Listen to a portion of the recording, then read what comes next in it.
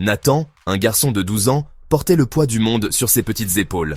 Son père, autrefois fort, était maintenant cloué au lit, terrassé par une maladie implacable. Sa mère, épuisée et usée, travaillait jour et nuit pour leur garder un toit au-dessus de la tête. Mais ce n'était jamais assez. La faim les rongeait, une compagne constante de leur pauvreté.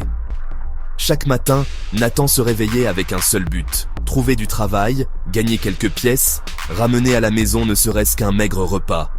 Il hantait le marché animé, ses bras maigres tendus, sa voix rauque à force d'appeler pour des petits boulots. « Portez vos sacs, monsieur, cirez vos chaussures, madame !» Mais la plupart du temps, ses supplications se heurtaient à l'indifférence ou à un geste dédaigneux. Pourtant, le désespoir était un luxe que Nathan ne pouvait se permettre. Il s'accrochait au souvenir du rire de son père, de la douce main de sa mère.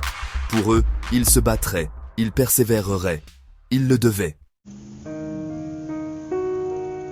Les jours se succédaient, chacun étant une lutte pour la survie.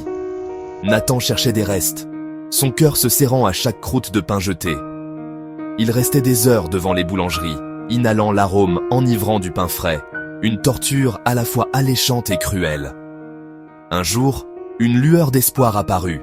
Un marchand, remarquant la persévérance de Nathan, lui offrit une journée de travail à décharger des caisses sur les quais. Le cœur de Nathan bondit de joie. Il travailla avec une férocité née du désespoir, son petit corps se tendant sous le poids de chaque lourde boîte. Alors que le soleil commençait à se coucher, le marchand, impressionné par l'éthique de travail de Nathan, lui paya une poignée de pièces. Ce n'était pas beaucoup, mais c'était suffisant.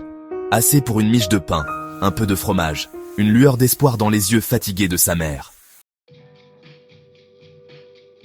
Le lendemain, Nathan retourna sur les quais, plein d'espoir. Mais le marchand n'avait pas de travail pour lui. La déception l'envahit, menaçant d'éteindre la flamme fragile d'optimisme qu'il avait nourrie. Il passa la journée à errer dans la ville, le ventre vide, le moral au plus bas.